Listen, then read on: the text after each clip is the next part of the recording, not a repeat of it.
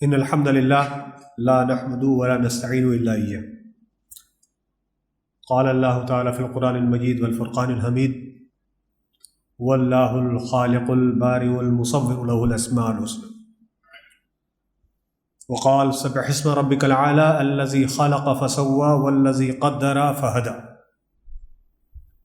وقال اقرأ باسم ربک الذی خلق الانسان من علق اقرأ وربک الاکرم الذی علم بالقلم علم الانسان ما لم یعلم.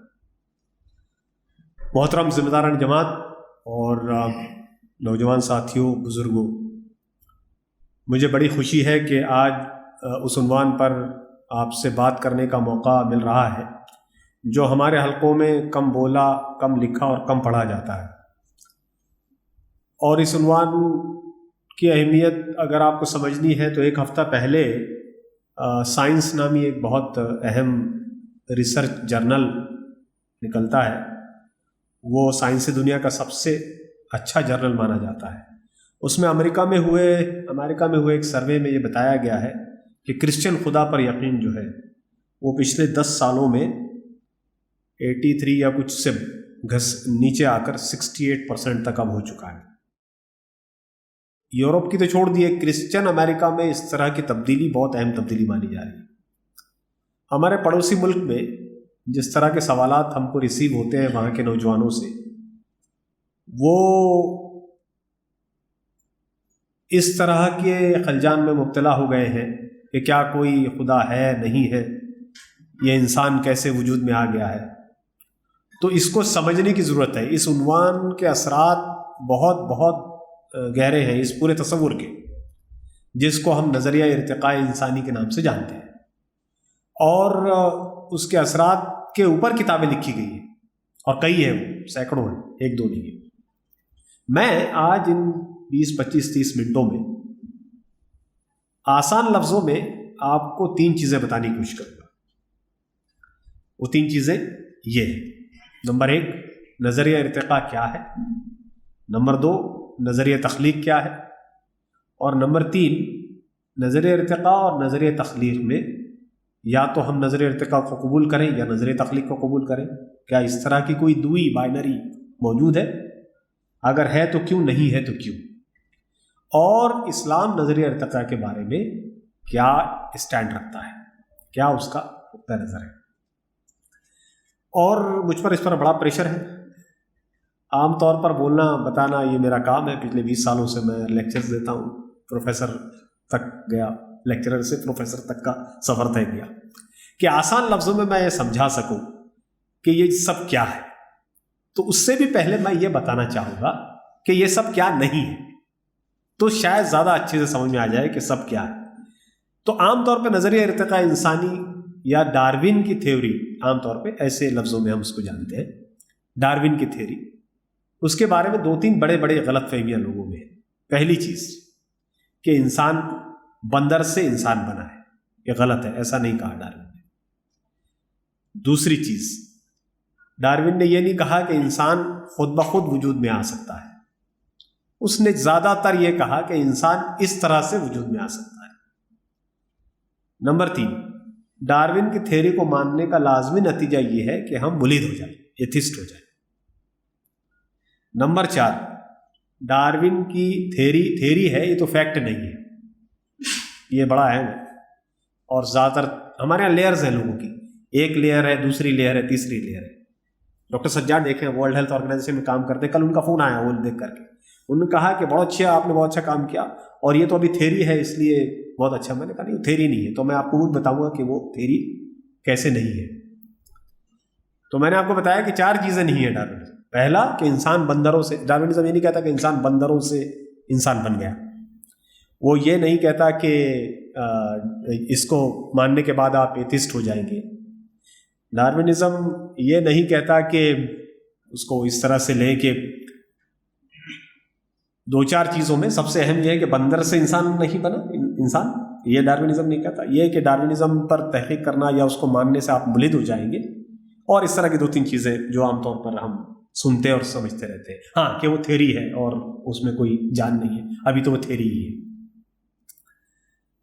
اور نظریہ تخلیق کے سلسلے میں بھی یہ چیز سمجھ لیں کہ تخلیق کیسے کی گئی اس پہ کوئی وضاحت بہت کلیئر ہمارے پاس کیسے بنایا. اس کے لیے میں نے کچھ آیتیں بھی آپ کے سامنے پڑھی ہیں. اور جو تخلیق کی تھیریز ہمارے پاس آتی ہیں یا تخلیق کو جیسے ہم سمجھتے ہیں یعنی کہ اللہ نے بنایا، تو اس میں بہت ساری اسرائیلی روایات ہیں، بہت ساری جو ببلیکل لٹریشن جس کو ہم کہتے ہیں وہ ساری چیزیں اس میں. تو تخلیق نظریہ ارتقاء کیا نہیں ہے اور تخلیق کیا نہیں ہے یہ سمجھنے کے بعد یہ ضروری ہے کہ ہم یہ سمجھیں کہ نظریہ ارتقاء پھر ہے کیا. تو آسان ترین لفظوں میں 2-3 چیزیں. ڈارون نے یہ کہا، انہوں نے 4 کتابیں لکھی ہیں، مشہور 4 ہی کتابیں ہوں گی، اور ان کتابوں میں انہوں نے یہ بتایا کہ انسان بتدریج وجود میں آیا ہے، سیکوینشلی آیا ہے. اس وقت بائبل میں یہ کہا جاتا تھا کہ بھائی انسان کو پہلے دن لائٹ پیدا کی، یعنی جو انجیل میں لکھا ہے پیدائش کیسے ہوئی، تو پہلے دن لائٹ پیدا کی، دوسرے دن یہ کیا، تیسرے دن وہ کیا، چوتھے دن انسان بنایا، اور 5ویں دن فلاں چیز بنا. ڈارون نے کہا کہ ایسے نہیں بنا. انہوں نے کہا کہ اس طرح قرآن تو ان کے سامنے تھا نہیں نا. انہوں نے کہا کہ بھائی انسان بتدریج سادہ جانداروں سے انسان کی شکل میں پہنچا ہے. انسان سادہ جانداروں سے انسان کی شکل میں پہنچا ہے. پہلے ایک سادہ خلیہ تھا، پھر وہ بن کے بڑا خلیہ بن گئے، پھر اس سے نباتات وجود میں آئے، پھر اس سے جمادات وجود میں آئے، پودے، اور پھر اسی سے انسان وجود میں آئے. اب آپ دیکھیں گے کہ آسان لفظوں میں جب ہم نے یہ بیان کر دیا کہ ڈارونزم کیا ہے، وہ یہ ہے کہ انسان سادہ جانداروں سے مل کر آج کی شکل میں پہنچا ہے.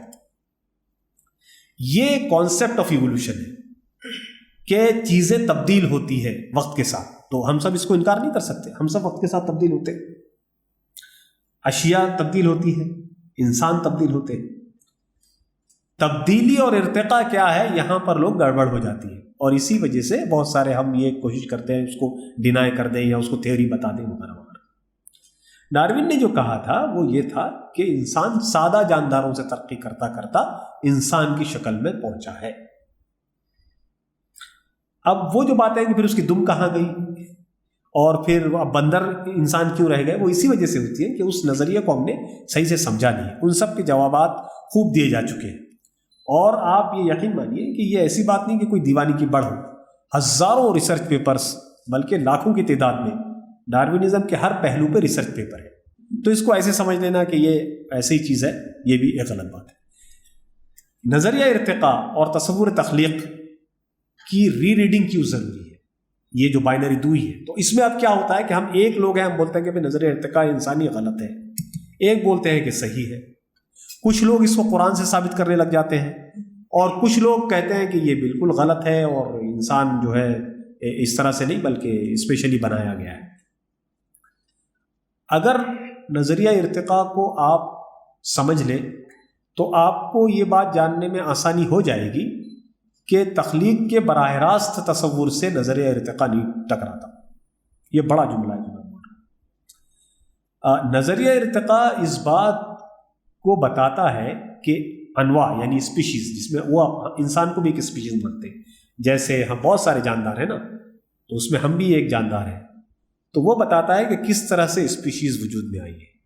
وہ کہتا ہے کہ ہم سب کا کامن اینسیسٹر، اگر اس کو آپ کامن اینسیسٹر پکڑ لیں یعنی مصدر پکڑ لیں، اس سے بہت سارے اعلیٰ جاندار یا جاندار انسان نما جاندار وجود میں آئے، جس میں ببونس ہیں، ایپس ہیں، چمپانزی ہیں، ہے نا، بندر ہیں.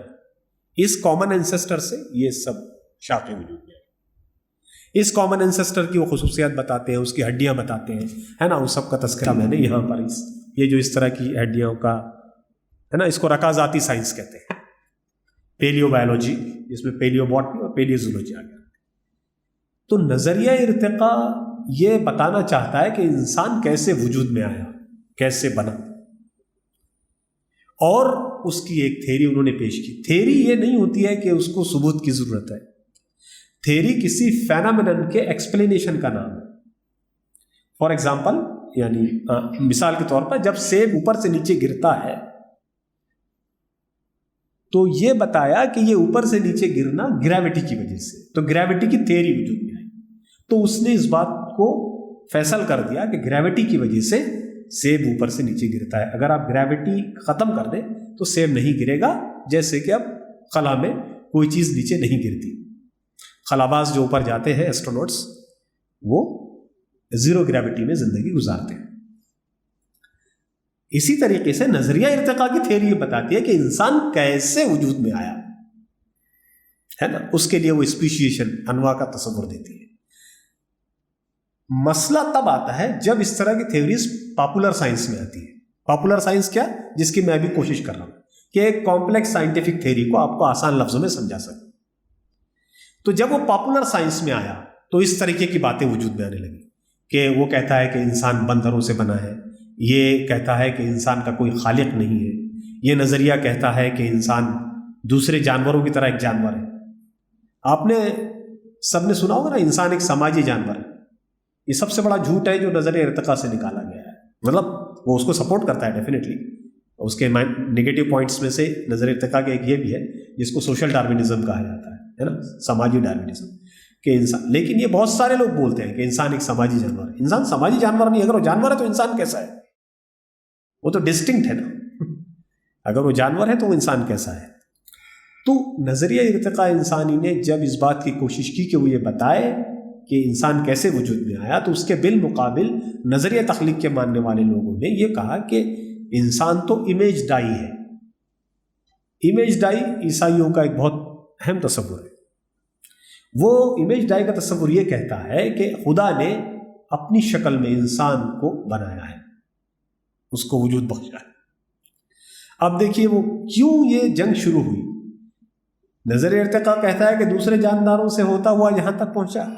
عیسائیت کہتی ہے کہ امیج ڈائی ہے. تو کنٹراڈکشنز شروع ہوئے ہے نا. 150 سالوں سے یہ بحث جاری ہے اور 150 سالوں میں یہ بحث بہت آگے نکل گئی.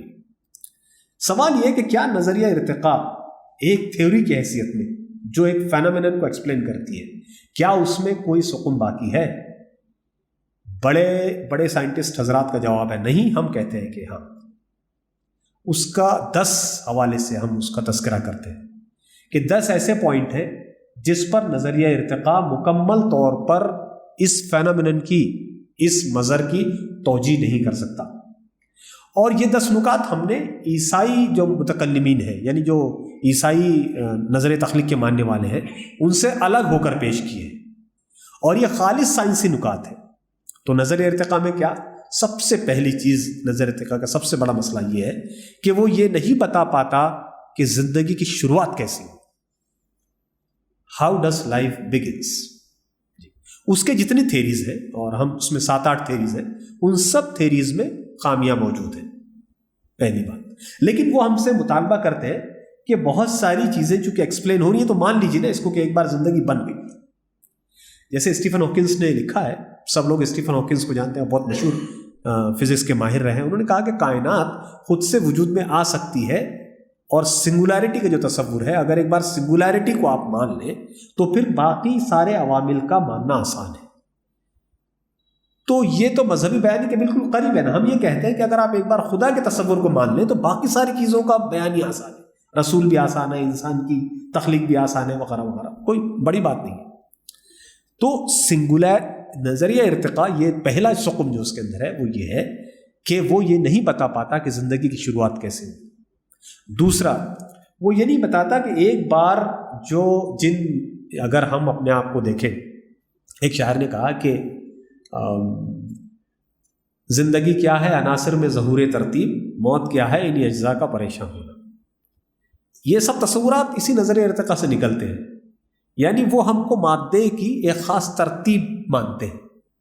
سائنس ہم کو مادے کی ایک خاص ترتیب مانتی ہے. ایک خاص ترتیب میں مادہ آئے گا تو کرسی بنے گی، ایک خاص ترتیب میں مادہ آئے گا تو اینک بنے گی، ایک خاص ترتیب میں مادہ آئے گا تو انسان بنے گا. اس کے جوابات ہیں ان کے پاس پورے. جب ہم روح کی بات کرتے ہیں تو وہ کہتے ہیں یہ سسٹم ہے نا، ایک آرگنائز سسٹم ہے، ایک کوآرڈینیشن سسٹم ہے. جیسے یہ کوآرڈینیشن ٹوٹتا ہے وہ سسٹم ختم ہو جاتا ہے. تو اس طرح کے تصورات ہیں، لیکن وہ یہ نہیں بتا پاتے کہ پہلی بار یہ آرگنائز سسٹم کیسے وجود میں آ گیا. پہلا. دوسری بات، نظریہ ارتقاء یہ کہتا ہے کہ سادہ سے پیچیدہ بنتا ہے، سمپل سے کمپلیکس آتا ہے نا. اور اس کے جوابات بہت سارے ہمارے نظر ارتقاء کے ماہرین حضرات دے چکے ہیں، لیکن پھر بھی بہت ساری چیزیں باقی ہیں.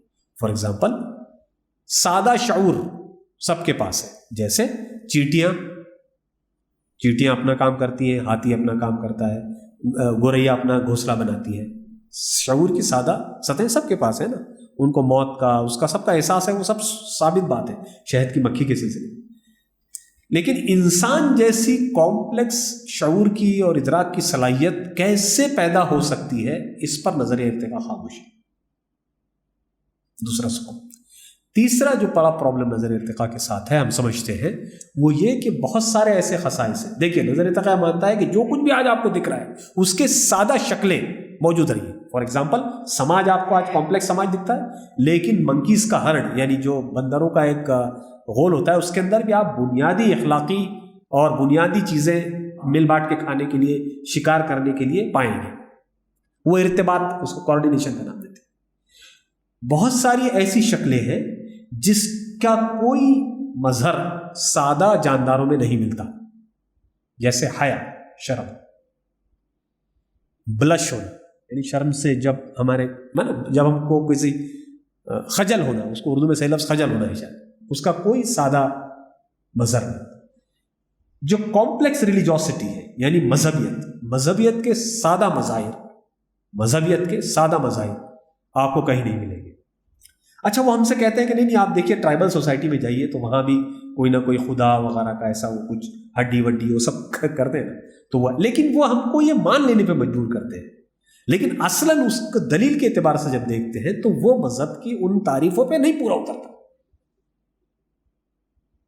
ٹھیک ہے، یہ چوتھا پانچواں سقوط. اور دوسرا ہے جو سوسائٹل نارمز ہے نا، جو ہمارے سماجی ارتباط کی شکلیں، اس کی سادہ شکلیں نہیں ہیں. فار ایگزامپل ایثار کا جذبہ جانوروں میں ویسا نہیں ہے جیسا انسانوں میں ہے. ممتا کا جانوروں والا جذبہ اور انسانوں والا جذبہ الگ الگ ہے. کسی چیز کی سادگی کی موجودگی، اس کے پیچیدگی کی وضاحت ہر بار ہو ایسا ضروری نہیں ہے. اور اسی کو ہم کو سمجھانا ہے ہمارے سارے ینگسٹرز کو، سارے نئے آنے والے لڑکوں کو، سارے جو سب لوگ جو آپ جانتے ہیں وہ سسٹم کیسے بنتا ہے. وہ سسٹم ایسے بنتا ہے کہ کائنات وجود میں آ گئی اور انسان پھر ارتقاء کے ذریعے تشکیل پاتا ہوا بن گیا. تو نہ کسی خدا کی ضرورت ہے نہ کسی گائیڈنس کی ضرورت ہے. تو یہ سرکل پورا ہو جاتا ہے ایتھیزم کا. اور اسی لیے کہتے ہیں کہ ڈاروینزم جو ہے وہ ایتھیزم کے ہاتھ میں ایک انٹلیکچوئل چھڑی ہے. وہ اس کو گھماتے ہیں تو نئے لڑکوں کا ذہن وہ کامیاب ہو جاتے ہیں اس کو بدلنے میں. اور یہی ہو رہا ہے اور یہ بڑے پیمانے پہ ہو رہا ہے. گلف میں ہم سمجھتے ہیں ایسا ہے، لیکن بہت لوگ الہاد کی طرف جا رہے ہیں. اس کی وجہ وہی ہے کہ وہ بتاتے ہیں کہ بھائی کائنات بن سکتی ہے خود سے. اب ایک بار کائنات تو بن گئی تو انسان کیسے بنے گا؟ تو انسان ایسے بنتا ہے کہ وہ ایوولوشن کے ذریعے سے بن گیا بھیا. تو اگر ہم یہ بتا دیں کہ ایوولوشن کی تھیوری اس فینومینن کے بہت شاندار اور بہت خوبصورت پیشکش کی باوجود ادھوری ہے، تو ہم اس بات میں کامیاب ہو جائیں گے کہ ہم لوگوں کو یہ سمجھا سکیں کہ اس کی تمام بیوٹی کے باوجود ابھی بھی یہ کچھ چیزوں کا جواب نہیں دے پاتی، اور ان کچھ چیزوں کا جواب ہم کو کسی اور طرف، کسی اور جگہ سے رہنمائی حاصل کرنے کے لیے مجبور کرتا ہے. ایسے بہت سارے سقوم ہم نے پورا تذکرہ اس پوری کتاب میں کیا، میں وہ اب کافی وقت ہو تو وہ سقوم ہم کو اس بات کی طرف کرتا. اب پھر نظر تخلیق کیا ہے؟ پھر تو ہم کو یہ سمجھنا ہے کہ نظر تخلیق میں دیکھیے میں نے پہلے بہت ساری آیتیں آپ کے سامنے بیان کی ہیں. 217 مرتبہ خلق اور اس سے ایسوسیٹڈ آیتیں ہیں.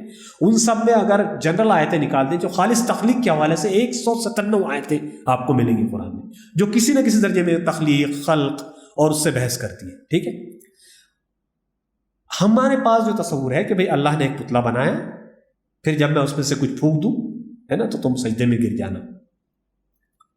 ہم اس کی یہاں عربی کے بڑے لوگ بیٹھے ہیں، ہمارے نزدیک جو بڑے لوگ ہیں، ہم اس کی باریک باریک اس میں نہیں جائیں گے. لیکن تخلیق کے پورے تصور کو اگر آپ دیکھیں کہ اللہ تعالیٰ نے دونوں ہاتھوں سے پتلا بنایا پھر پھونکا، ہم سمجھتے ہیں کہ تخلیق کا جتنا ڈیزائن بتایا جاتا ہے، چاہے وہ ہمارے یہاں پر رائج ہو چکا ہو، اس میں ایلیگوری ہے، یعنی وہ استعاراتی ہے. اس کی دلیلیں میں یہ دیتا ہوں. اللہ تعالیٰ نے کہا کہ ہم نے انسان کو مٹی سے بنایا، لیکن سلسال کالفخار الگ ہے، طین اللازب الگ ہے، اور کئی طرح کی مٹی ہے. تو کس مٹی سے بنایا؟ ایک تو مٹی تو ہے لیکن کس مٹی سے بنایا نہیں معلوم.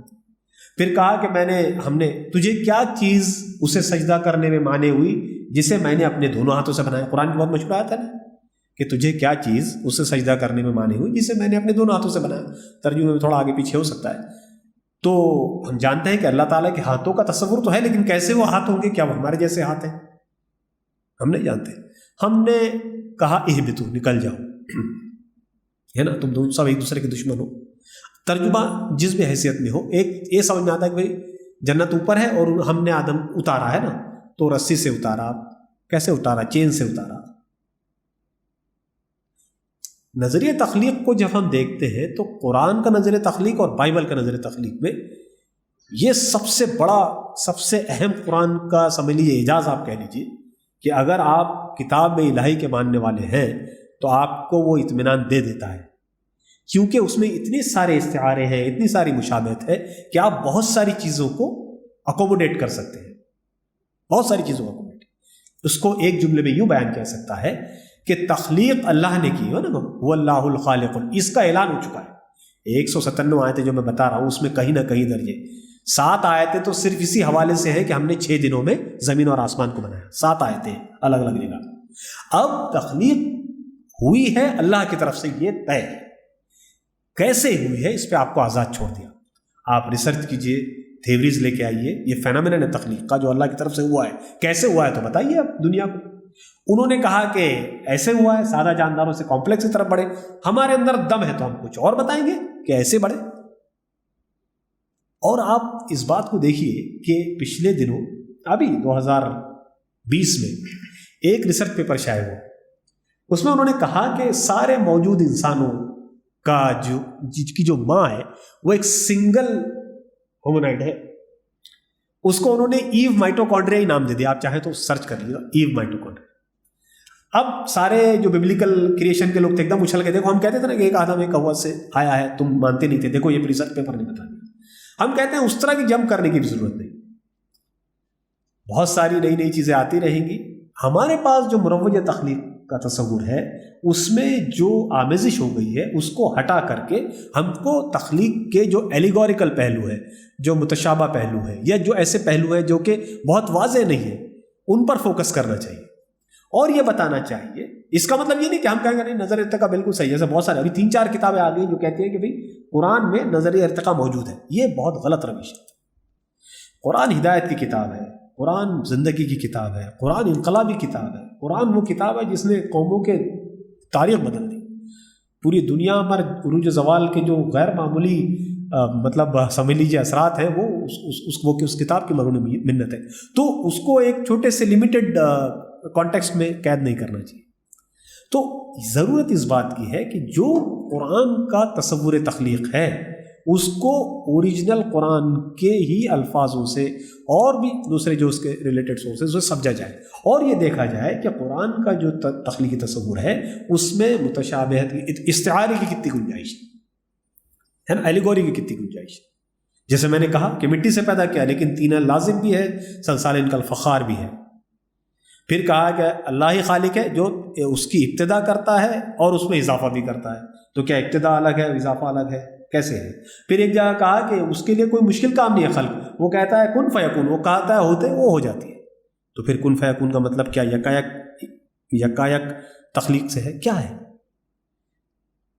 تو ہم کو یہ سمجھنا ہے کہ نظریہ ارتقاء اور نظریہ تخلیق یا تصور تخلیق میں جو کچھ ضنی اور عقلی پرابلمس ہیں اس کو قبول کرنا چاہیے. نظر ارتقاء صرف تھیوری نہیں ہے، اس کے پیچھے بہت ساؤنڈ بیک گراؤنڈ ہے. جیسے مائکرو ایوولوشن اور میکرو ایوولوشن، یعنی ایک بیکٹیریا چھوٹا سا ہے وہ اپنے جیسے دوسرے بیکٹیریا، وہ چوکوٹ ہے وہ گول ہو جاتا ہے. یہاں تک بالکل ثابت ہے، ہم نے خود لیب میں تجربات کیے ہیں. ایک بیکٹیریا کو آپ اینٹی بایوٹک سے مار سکتے ہیں، پھر ہم اس کا جین بدل دیتے تھے، میں نے خود کیا یہ، اور پھر وہ اینٹی بایوٹک ریزسٹنٹ ہو جاتا تھا. یہ ایوولوشن بالکل طے ہے مائکرو لیول پہ. لیکن ایک بیکٹیریا سے ایک پودا بن جائے گا یہ تھوڑا سا مشکل ہے. اب یہ لوگ ہم پہ الزام لگاتے ہیں کہ جن فورسز کی وجہ سے، جن عوامل کی وجہ سے، جن قوتوں کی وجہ سے ایک بیکٹیریا گول سے یا چوکور سے گول ہو جاتا ہے، انہی فورسز کی وجہ سے وہی، اور مزید اس میں اگر آپ کئی سالوں تک کریں تو پودا بن جائے گا. یہ بھی مان لیجیے کیسے مانا جا سکتا ہے؟ اس کے لیے ایویڈنس دیجیے نا آپ. جو ایویڈنس آپ دے رہے ہیں وہ ایویڈنس، ہم سائنٹیفک حلقوں کی بات کر رہے ہیں، وہ ایویڈنس اتنا کنونسنگ نہیں ہے جتنا کہ ہم خود دیکھ لیتے ہیں اپنے لیب میں ایک بیکٹیریا کو اینٹی بایوٹک سے مارنے کے، اور ایک بیکٹیریا کو اسی میں جب ہم نیا جین ڈال دیتے ہیں تو نہیں بنتا، وہ ایوولوشن ہو جاتا ہے. یا ایک ہی بیکٹیریا کو ہم لگاتار مارتے رہیں تو بعد میں وہ مرتا نہیں ہے. اس کی سیدھی مثال مچھر ہے. جو مچھر کی ٹکیا ہم لگاتے ہیں، آپ سب لوگ اس بات کو مانیں گے کہ پہلے مچھر کی وہ ٹکیا سے مر جاتے تھے مچھر، اب نہیں مرتے. پھر انہوں نے 2% ویٹ بائی والوم کیا، پھر 5% کیا، پھر اب 7% پہ. تو وہ ایوولوشن ہو رہا ہے. اور میری تحقیق اسی پر تھی. میں نے بتایا کہ ایک کچھ خاص جین ہوتے ہیں جو ڈپلیکیٹ کر لیتے ہیں، اپنے آپ کو بڑھا لیتے ہیں. ان کو وہ سب کس نے کیا؟ یہ جو چیزیں ہیں کہ مائکرو ایوولوشن اور میکرو ایوولوشن میں فرق ہم کو کرنا ہوگا، ہم کو بتانا ہوگا دنیا کو کہ کچھ ایوولوشن کے پارٹ بیوٹیفل ہیں، وہ بہت اچھے سے ایکسپلین کرتے ہیں، لیکن ابھی بہت کچھ آنا باقی ہے. اور ان سب کے باوجود بھی بالفرض محال اگر کبھی یہ ثابت ہو جائے کہ میکرو ایوولوشن بھی اتنے ہی لیول پہ ہے تو بھی ہم کو زیادہ فرق نہیں پڑتا. اس کی وجہ یہ ہے کہ اللہ تعالیٰ نے تخلیق کے میکینسٹک پہلو کھلا رکھا ہے کہ کیسے ہوئی. اس کے لیے آپ کوشش کرتے رہیے، بتاتے رہیے لوگوں کو، ریسرچ کرتے رہیے. تو یہ میں نے کوشش کی، شاید ناکام ہوا ہوں، لیکن یہ ہے کہ یہ دو چیزوں میں، ارتقاء اور نظر تخلیق میں کیا اس میں بائنری ہے. تو ہم آدھے لوگ اس کو رد کرتے ہیں، وہ بولتے ہیں کہ یہ بیکار باتیں ہیں سب. آدھے لوگ اس کو قبول کرتے ہیں، جیسے حمید اللہ فرائی صاحب ہیں، اور بہت سارے، محمد عبدو ہیں، اور بہت سارے ہیں. مولانا مودودی اس کو رد کرتے ہیں، اور بہت سارے علماء ہیں ہمارے. اس کو بائنری کہتے ہیں. ہم سمجھتے ہیں کہ اس کو رد اور قبول کی بائنری سے باہر جا کے دیکھنے کی ضرورت ہے. جو اسکیم ہے اللہ تعالیٰ کی، اس میں نظریہ ارتقاء بہت چھوٹی چیز ہے. یقیناً وہ بڑی چیز ہے اس حوالے سے کہ انسان کیسے وجود میں آیا، اس کی بہت بیوٹیفل ایکسپلینیشن ہے، لیکن انسان کی لارجر اسکیم میں وہ چھوٹی چیز ہے.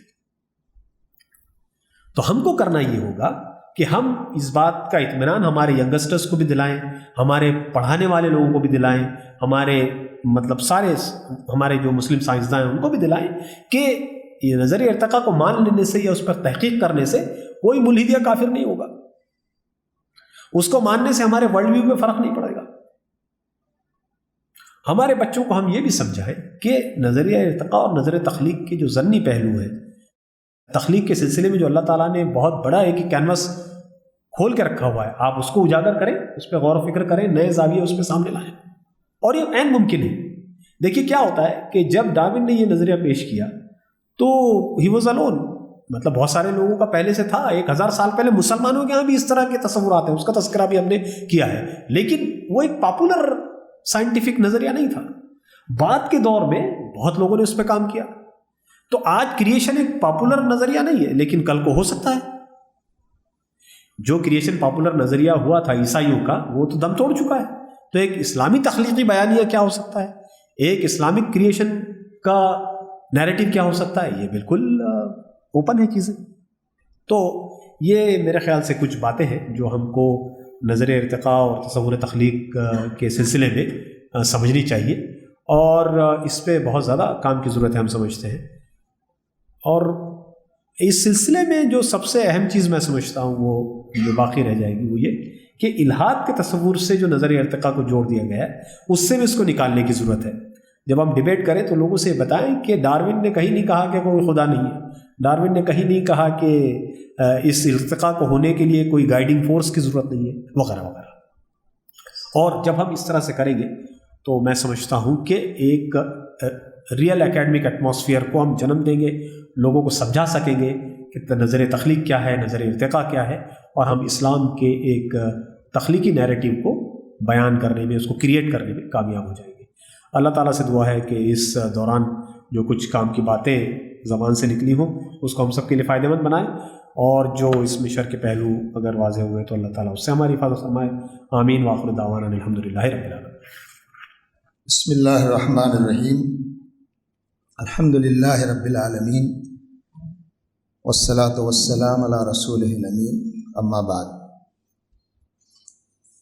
الرحمن علم القرآن خلق الانسان علمہ البیان. محترم حضرات، آج کا عنوان ذرا پیچیدہ تھا، اور ڈاکٹر رضوان صاحب چونکہ اس میدان میں ریسرچ کر رہے ہیں، کام کر رہے ہیں، کچھ الگ سے سوچتے ہیں، لکھتے ہیں، اس لیے آپ کو آج کے موضوع پر دعوت دی گئی۔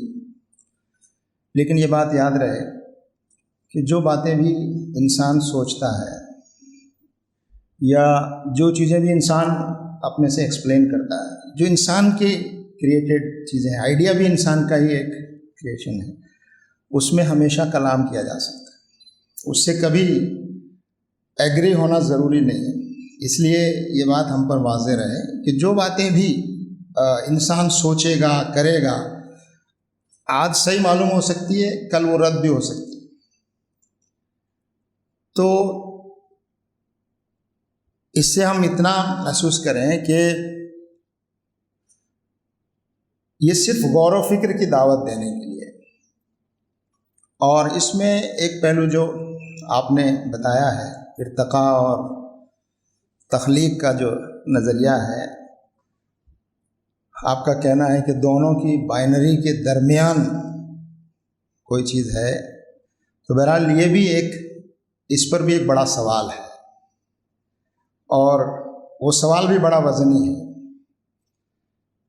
کیونکہ بعض اوقات بعض چیزوں کے انکار ہی سے اس کو سمجھا جا سکتا ہے۔ اب انکار میں کچھ اقرار پیدا کرنے کے لیے اس کے بعض پہلوؤں کو اگر ہم سمجھانے کی کوشش کریں کہ پوری طور پر اس کا انکار نہ کریں بلکہ یہ اور یہ پہلو اس کے ہیں، تو بہرحال جب چیزیں پیچیدہ ہونے لگیں اور انسان الجھن میں پڑنے لگے اور انسان کو رہنمائی حاصل کرنے میں پریشانی ہو، تو اللہ تعالیٰ کی کتاب ہی اس کی رہنمائی کرتی ہے، اسی میں اس کو غور و فکر کرنے کی ضرورت ہے، اور ان الجھنوں کا جواب وہیں ملے گا۔ بعض چیزوں کی طرف ہمارے کچھ ساتھیوں نے سوالات کی شکل میں بھی باتیں کہی ہیں، اور جس کے بارے میں اللہ کے رسول صلی اللہ علیہ وسلم نے بھی فرمایا ہے کہ دعا کی جائے علم نافع کی، ایسی چیزوں کی ٹوہ میں نہ لگا جائے جس کے جان لینے کے بعد اس کا کوئی فائدہ انسانیت کو نہ ہو۔ اس کے معنی نہیں ہے کہ آپ سوال قائم نہ کریں، ہر چیز پہ سوال کر سکتے ہیں، یہ تو سائنٹیفک مزاج ہے، بلکہ میں اس کو اسلامی مزاج کہتا ہوں۔ سوال پیدا کرنا، سوال کے جواب تلاش کرنا، اور جو کچھ موجود ہے اس میں غور و فکر کرنا۔ لیکن آج کے زمانے میں یہ بہت ضروری ہے، اور اللہ کے رسول صلی اللہ علیہ وسلم کی اس حدیث کو بھی ہمیں سامنے رہنا چاہیے کہ آخر ہمیں کن راستوں پر جانے سے رکنا چاہیے، کن سوالوں کو آپ نے ڈسکریج کیا، وہ حدیں کم سے کم ہمیں معلوم بھی ہوں اور ہم دنیا کو سکھائیں بھی، تاکہ ریسرچ جو ہے وہ ایسی ڈائریکشن میں جائے جہاں انسانیت کی کسی نہ کسی طور پر اس کا نفع اور فائدہ اس کو نظر آئے۔ تو آج یہ سمجھانا بھی ضروری ہے لوگوں کو کہ کس راستے پر نہ جایا جائے، کس معاملے میں زیادہ سوال کرنے سے روکا گیا ہے۔ مثلا آپ نے ایک ہی سوال اٹھا دیا کہ حضرت آدم علیہ السلام کیسے آئے، اب ان بحثوں میں اگر آپ پڑھیں گے تو یہ بہت مشکل ہوگا۔ تو مجھے لگتا ہے جب بھی غور و فکر کریں، سوال کریں اور توجیہ کریں، تلاش کرنے کی کوشش کریں، لیکن آخری رہنمائی قرآن کریم سے ہی ہم کو مل سکتی ہے۔ یہاں تک کہ جو بڑے بڑے سائنسداں ہیں وہ بھی اگر قرآن کو اپنی ریفرنس بک بنا لیں اور اپنی ایجادات اور ریسرچ میں اس کے اشارے ان کو مل جائیں گے۔ اگر ڈاروین صاحب، اتفاق سے مجھے ڈاروین صاحب کے گاؤں سے گزرنے کا موقع ملا جب میں انگلینڈ میں تھا، مجھے بتایا گیا کہ یہ فلاں گاؤں ڈاروین صاحب کا ہے، تو ڈاروین صاحب اگر اپنی ریسرچ کے دوران قرآن کی روشنی سے رہنمائی حاصل کرتے تو شاید وہ کچھ اور بہتر چیز دے سکتے تھے، ایکسپلینیشن دے سکتے تھے۔ بہرحال ان کی ایک لمیٹیشن ہے، ان کو جتنا سمجھ میں آیا انہوں نے سمجھانے کی کوشش کی، لیکن یہ کہ ہمیں دیکھنا یہ چاہیے کہ ہمارے لیے کیا مفید ہے، ایک بات۔ دوسرا، ایک آپ نے ایک فزسسٹ کا بھی ذکر کیا، اسٹیفن ہاکنگ۔ ابھی ابھی کچھ سال پہلے ہی ان کا انتقال ہوا ہے، وہ خدا کا انکار کرتے ہیں، لیکن وہ انکار کرتے کرتے کرتے اور اس کائنات پر غور کرتے کرتے اپنے آخری حصے میں آ کر ایک کانسیپٹ پر آ جاتے ہیں جو خدا کے اقرار سے بہت قریب ہے، اور وہ ہے انٹیلیجنٹ انرجی۔ وہ کہتے ہیں یہ سارا انرجی کا معاملہ ہے، اور وہ انرجی جو ہے پیسیو نہیں ہے بلکہ انٹیلیجنٹ ہے۔ وہ صرف کوئی ایکشن نہیں کرتی بلکہ وہ سوچتی ہے، منصوبہ بناتی ہے، ہر چیز کا ڈیزائن وہ تیار کر سکتی ہے اور اس کا کنٹرول ہے ہر چیز پر۔ تو بہرحال وہ اس کے قریب پہنچے اور وہیں تک پہنچ سکتے تھے شاید، کیونکہ جو فریم ان کے اس کا تھا، لیکن یہ کہ بہت سی چیزوں میں انہوں نے دنیا کو بہت سی نئی نئی چیزیں دی۔ تو میرا خیال ہے کہ اس طرح کے جو عنوانات ہیں اس پر ضرور ہم غور و فکر کریں، اور جہاں الجھن محسوس ہو وہ الجھن ہماری اللہ کی کتاب پر غور و فکر سے ہم دور کر سکتے ہیں۔ اور سائنسدانوں کے لیے بھی ہم تو یہی مشورہ دیتے ہیں کہ سائنسداں اگر قرآن کو، جو اللہ کی طرف سے ایک ڈیوائن نالج ہے، حالانکہ وہ سائنس پڑھانے کے لیے نہیں آئی ہے لیکن اس میں اشارے اتنے موجود ہیں، وہ روشنی ہے اور اس میں ہر پہلو پر اشارے موجود ہیں۔ اگر لوگ سائنسداں اس کو اپنی ایک ریفرنس بک بنائیں، چاہے وہ خدا کو مانتے ہوں نہ مانتے ہوں، تو بھی اس میں ان کے لیے بڑی رہنمائی مل سکتی۔ بہرحال ہم ڈاکٹر صاحب کے بہت شکر گزار ہیں کہ انہوں نے اپنی جو ریسرچ اور کاوشیں ہیں اس کی روشنی میں آج ایک خاص مسئلے پر ہمیں غور و فکر کی دعوت دی ہے، اور انشاءاللہ جب غور و فکر کی دعوت دی جاتی ہے تو اس پر سوالات بھی پیدا ہوتے ہیں اور سوالات کے جواب بھی تلاش کیے جاتے ہیں، اور نظریات اور آئیڈیاز جو ہے ان کی ایک عمر ہوتی ہے، اور نظریات اور آئیڈیاز جس طرح ایوولوشن کا ذکر کیا وہ بھی ایوولو ہوتے ہیں اور آخرکار بدلتے چلے جاتے ہیں۔ تو اللہ تعالیٰ ہماری مدد اور رہنمائی فرمائے کہ ہم اپنی اللہ کی اس کتاب سے صحیح رہنمائی حاصل کریں، اور سائنس کے میدان میں بھی لوگ اس سے رہنمائی حاصل کریں، اور ایسے علم کی طرف ہم بڑھیں جو انسانیت کے لیے مفید ہو، نافع ہو۔ وآخر دعوانا الحمدللہ رب العالمین۔